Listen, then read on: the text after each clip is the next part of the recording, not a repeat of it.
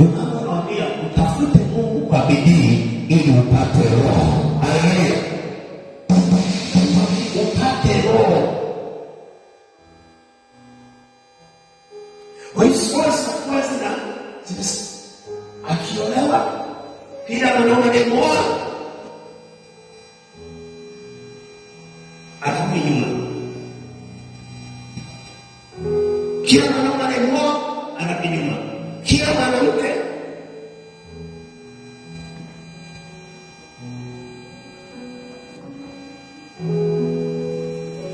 ndio kuna wengine wanakuta kwamba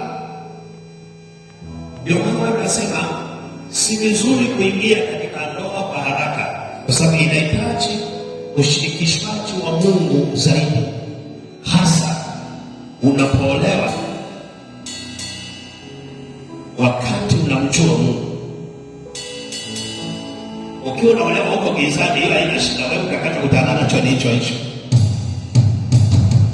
Lakini ukiolewa kwenye mwanga, ni lazima uingie kwenye mwanga, alafu ule mwanga ukumulikie.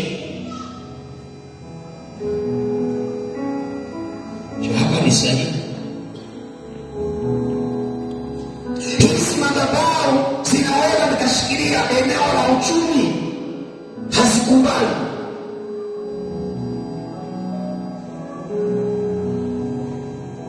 Hazitaki upende katika uchumi, zinakamata pale, zinashikilia, hawezi kupenya. Hizi roho unakuta zinadili na mambo ya afya. Hapa ndipo nakuta magonjwa ya kurithi. Hapa ndio nakuta matatizo ya kifamilia, magonjwa ya kufanana, vitu vya kufanana, matatizo ya kufanana yako hapo, madhabahu, tabia za kufanana, maisha ya kufanana, hali za kufanana. Hakikisha unadili na hizi roho.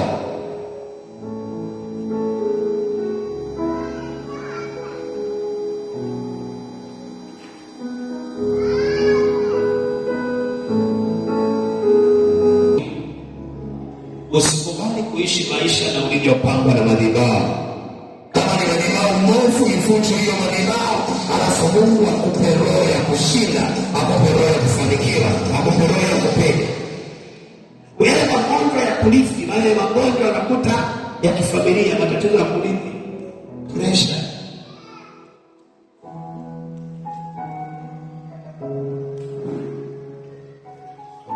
magonjwa ya kurithi ni kama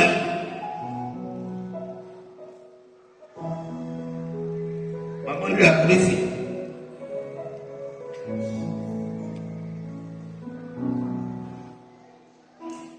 unakuta yale magonjwa ambayo unakuta kwa wazazi yalikuwepo na kwa watoto yapo. Kwa wazazi yapo, kwa watoto yapo. Waliotangulia walikuwa nayo haya matatizo, na watoto au vizazi vilivyofuata na vyenyewe vina matatizo.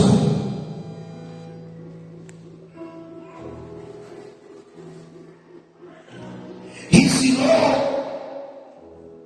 zina uwezo wa kuzuia mtu asiwezi kufanikiwa. Zitashughulika na mafanikio yake.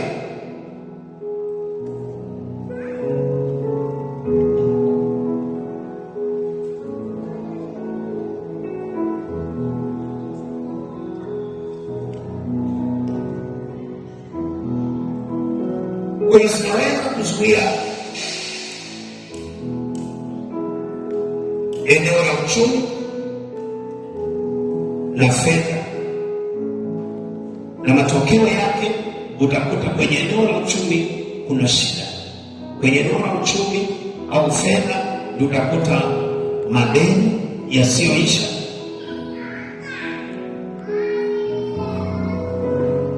utakuta hapa unakuta mtu mifuko iliyotoka kwa Biblia inasema ukipata mshahara mnaona kwenye mifuko iliyotoboka toboka.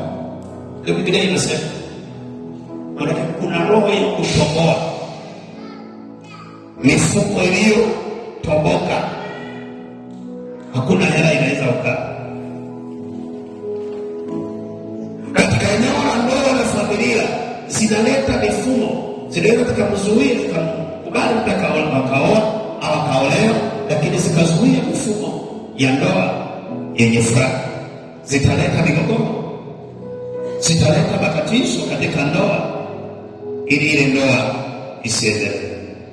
Kwenye afya nimeshasema kuna magonjwa kama ya kurithi, unakuta yako kwenye familia fulani anayo, au fulani alikuwa nayo, matatizo ya namna hiyo ya kufanana. Lakini pia katika kazi na biashara, hapa ndio unakuta matatizo katika eneo la kazi.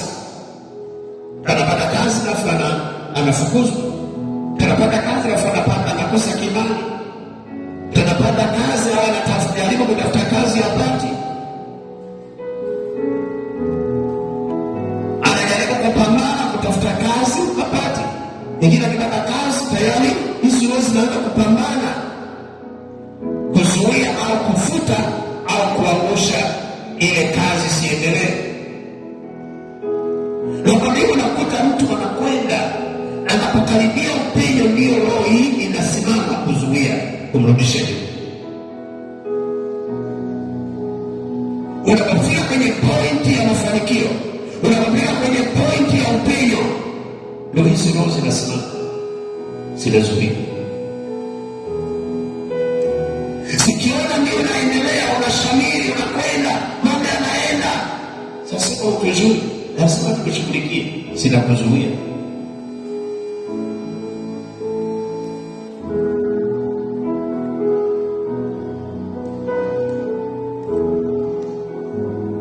Hizi madhabahu lazima uzivunje, sawasawa na ile Waamuzi sura ya 6 mstari wa 25 na 26. Gideoni akaambiwa usiku, nenda avunje madhabahu.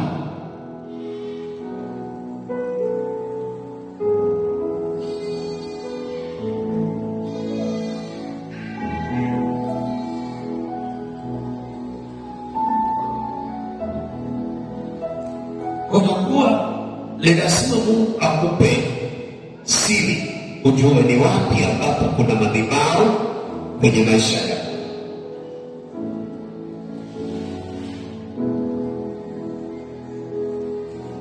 Miaka yako iliyoliwa na nzige lazima ivunje. Miaka yako ya hasara lazima ivunje. Lakini hizi madhabahu zinaweza zikashikilia uzao, tumbo la uzazi, zinaweza zikashikilia mtu hawezi kuzaa, zinazuia kupata watoto. Unakuwa kwenye ndoa lakini huwezi kupata watoto, kwa zinasababisha matatizo ya uzazi. Maana kizazi kimefanyaje? Matatizo ya kila aina katika eneo la uzazi. Lakini hizi madhabahu za familia, hizi madhabahu za giza zinaweza zikashikilia akili na karama, akili ya mtu na karama ya mtu au kipawa cha mtu. Zinaweza zikafunika akili ya mtu asipate mawazo mapya, asipate mawazo ya upenyo. Kwa hiyo hizi roho zinakuwa, unaweza kushangaa mtu zinamfunika, hawezi akapata mawazo ya kutoka pale kwenye hiyo hali. Hizi roho zinaweza zikakushikilia akili, zinafunga kabisa, zinasema huyu mtu tumunyime akili, asifanye kitu ambacho anaweza kashinda kwenye ile eneo. Ndio maana kuna akili nyingine ukiipata, ukiitumia akili unayopewa unachomoka haraka, hata kama kulikuwa na vizuizi. Kwa kuna vitu vingine ambavyo kumeshinda, akili inatumika.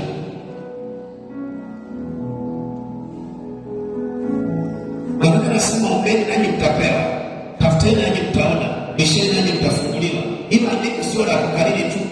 watoto wa Sunday.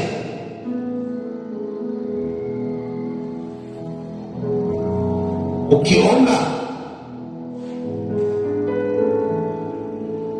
kuna vitu ambavyo unapewa, kuna mikakati unapewa, kuna maelekezo unapewa, kuna akili inakuja ndani yako. Hiyo akili kiifanyia kazi ndio unashinda.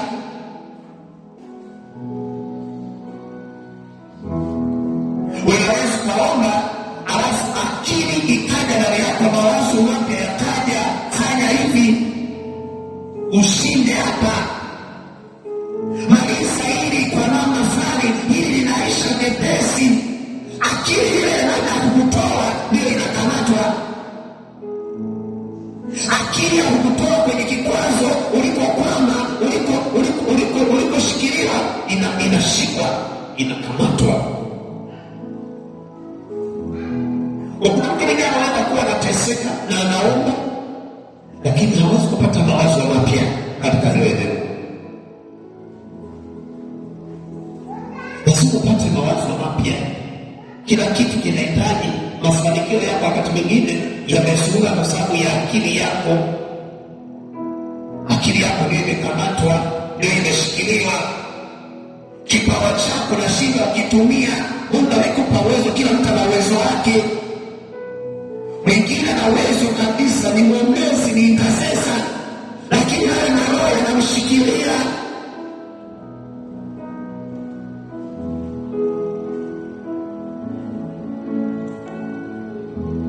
Mwingine ni mwombaji mzuri, ni mwimaji mzuri, lakini zile roho hazitaki, zinashikilia kipawa chake kisitumike. Ule anasema kama najua mimi kanisani sipendi nafasi. Unapewaje nafasi wakati haonekani? Bwana Yesu asifiwe.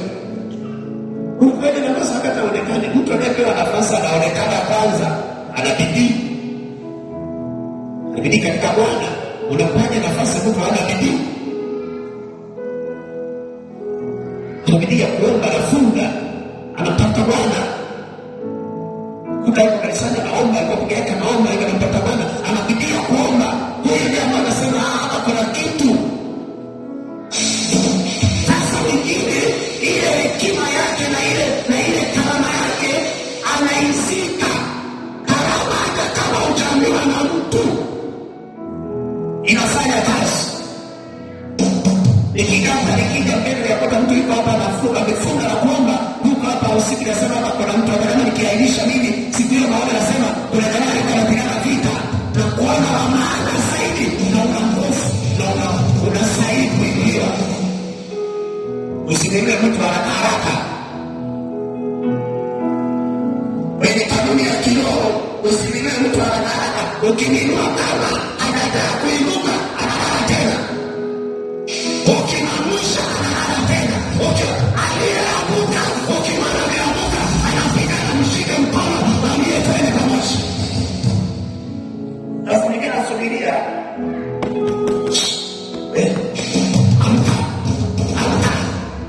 Hata umwamshe, umshike mkono, mtembee wote. Inapochukua muda, weke pembeni kwanza. Atakuona unavyopenda, atajua unayopenda. Biblia inasema Paulo akawaambia, Biblia inasema anawaambia, niigeni mimi kama ninavyomwiga Kristo. Kwenye huduma wa kunaiga, baba anafanyaje? Baba anaendaje? Baba anaombaje? Baba anakwendaje? Ana bidii gani? Lazima niende kama yeye, nifanye kama yeye, nitende kama. Na ukitenda hiyo, unakuwa ni mwana anayejifunza na anayefundishika. Kuna mtoto ukimfundisha haelewi. Unamfundisha haelewi, anasubiria. Wakati Pasaka angalau siku moja niambie tufunge wote. Hata sikakwambia funga peke yako, ni kuona umelala hapa, unanasa Mungu, unafunga na kuomba na kile anasema pale kuna mtu pale. Niigeni mimi kama ninavyomwiga Kristo. Kwenye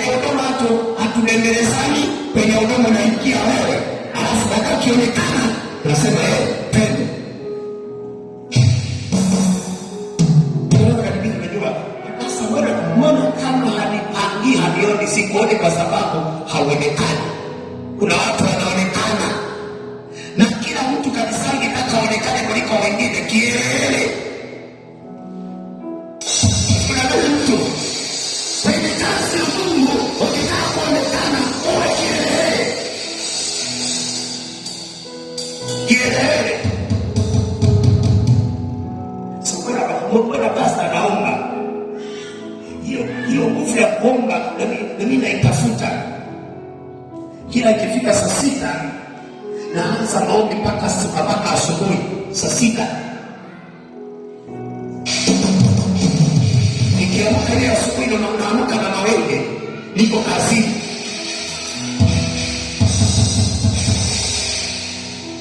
Ndoka mawenge. Maana ile saa 6 niko maombi. Kwa sababu kuna vipindi ambavyo naomba. Ile saa 6 naomba mpaka saa 10 kamili. Yale masaa ya wachawi wakiwa kazini, natakiwa niwe kazini. Yale masaa yanasema usiku wa manane ndio kuvunja madhabahu, ndio kuomba, ndio kuitawala, ndio kuvunja falme, ndio kuteketeza, ndio kutawala, ndio kumiliki. Bwana kaniambia. Ndio maana siku ambayo ninaomba ya usiku siri. Kipindi chakula changu ni chai. Nikimaliza chai, hakuna lunch, hakuna dinner. Usiku nataka nipigane usiku. Kila ukiona mtu kapenya, kuna mahali ametenda kazi, kuna vitu ambavyo wewe mwenyewe unaona kabisa unachoka, lakini unapambana, unasema lazima niende, lazima nipigane. Maisha hayajivii. Akisababia unamwona mtu alikuwa anapiga, unamwona Biblia anasema Freemason wale. Haiwezekani. Mbona alikuwa anahangaika? Hapana. Mbona alikuwa hapana. Wewe kusema kapita hapa sikuangalia, ilikuwa juzi. Sijui alikuwa anaenda wapi.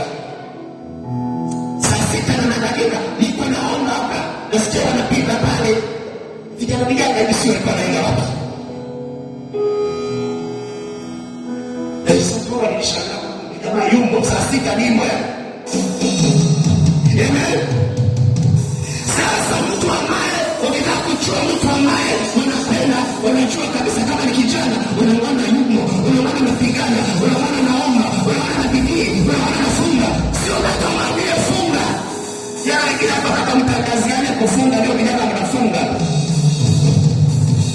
Ukisikiliza kama mtangaziwe ni wa dead spiritual. Sikudangani. Ukisubiri ratiba ya jumuiya yako, ratiba ya idara yako, ndio ufunge. Hakuna mtu hapa. Yaani mtu akupiga usingizi tu. Unapiga usingizi, unalala, unasema nini pasta hata leo mimi kukuona mpaka nikuamini. Sio kitu chepesi. Amen. Haleluya. Na Mungu anakutengeneza kwa sababu kuna mahali ambapo unatakiwa watu wafikishe mahali.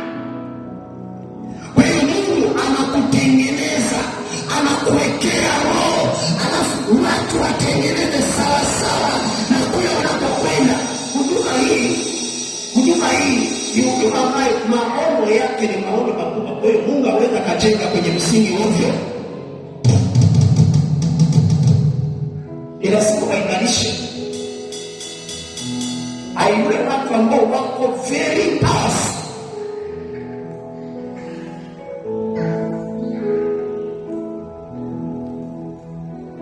Sio mama mbona kutoka kwa fire, haleluya. Sijaona mapita na wako fire. Ni lazima fire uitafute. Haleluya. Tafuta fire. Fire sio kama unakukipa kwa fire, pokea fire.